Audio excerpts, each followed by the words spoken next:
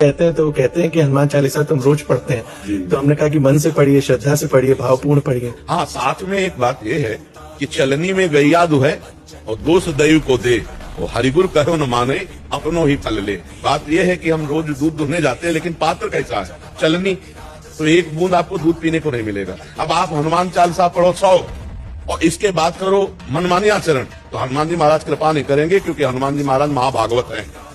आप अच्छे आचरण करो और जय हनुमान जी की केवल बोल दो तो कृपा कर देंगे, जय सिया राम की बोल दो तो कृपा कर देंगे। आप करो बुरे आचरण तो भ्रम हो जाता है किसी को कि फिर हनुमान चालीसा में सामर्थ्य नहीं है क्या? सामर्थ्य तो है, गाय दूध तो दे रही, लेकिन तुम चलनी लिए हो तो कैसे उसमें दूध लिए? तुम जो पापाचरण कर रहे हो तो हनुमान जी की कृपा को तुम नहीं समझ पाओगे। कृपा को समझने के लिए तुम्हें संयम में आना होगा। तुम्हारा आहार पवित्र हो, तुम्हारे आचरण पवित्र हो, तुम्हारा चरित्र पवित्र हो, तब हनुमान जी की कृपा का या किसी भी देवी देवता का तभी कृपा होती है जब तप के द्वारा अपने आचरणों को पवित्र किया जाता है। आप इतिहास साक्षी है, शास्त्र साक्षी है, आप पढ़ के देखो कभी किसी की कामना की पूर्ति के लिए उसको कितना तप करना पड़ा, व्रत करना पड़ा, उपवास करके अपने पापों को क्षय करके फिर वहां से फल की प्राप्ति होती है। अब आप सोचो कि मतलब हम 10-5 हजार रुपया दे दें और ऐसे 10-5 हजार दोगे तो पुण्य बनेगा, लेकिन जो आपके पाप है वो भोगना पड़ेगा।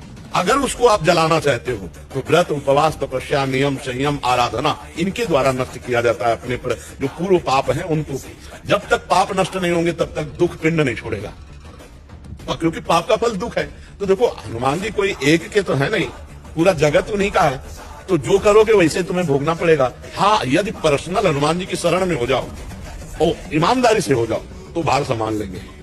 जिसके ऊपर वो कृपा का हाथ रख दे फिर उसे कोई गिरा नहीं सकता, क्योंकि उनके पास बहुत बड़ी सामर्थ्य है। राम रसायन तो भरे भगवान का प्रेम रस उनके हाथ में है।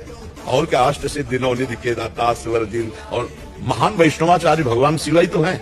भगवान शिव ही तो हनुमान जी है और कोई थोड़ी। वही तो राम जी के चरण पकड़े, राम जी रामेश्वर के रूप में उनकी आराधना कर रहे हैं। तो आराधना में मन नहीं लगता, लोग व्यभिचार प्रवृत्तियों में, मनमानी आचरणों में फंसे, इसलिए उनको ऐसा लगता है कोई ऐसा मिले जुगाड़ कि हम जाकर रुपया दे दो कि मनमानी हम पापाचरण करें, वो तपस्या करके हमें सुखी करता रहे। ऐसा हमने कहीं विधान नहीं पढ़ा, ऐसा कहीं नहीं पढ़ा, ऐसा नहीं होगा। और जिन लोगों को लगता है कि मैं वहां गया और काम हो गया मेरा, तो उनके पुण्य काम कर गए, उनका पुण्य जो था वो काम कर गया, तुक्का लग गया। बकाया ऐसा नहीं, जब तक आप तप नहीं करोगे, भजन नहीं करोगे, साधन नहीं करोगे, तब तक मंगल भवन भगवान की पूरी सृष्टि है। सब मम प्रिय सब मम उपजाए, सब भगवान के प्यारे लाड़िले। पर जो जैसा कर्म करेगा उसे अवश्य में भोक्तव्यम कृतम कर्म। जो कर्म किए हमने ना, सुबह भोगना पड़ेगा।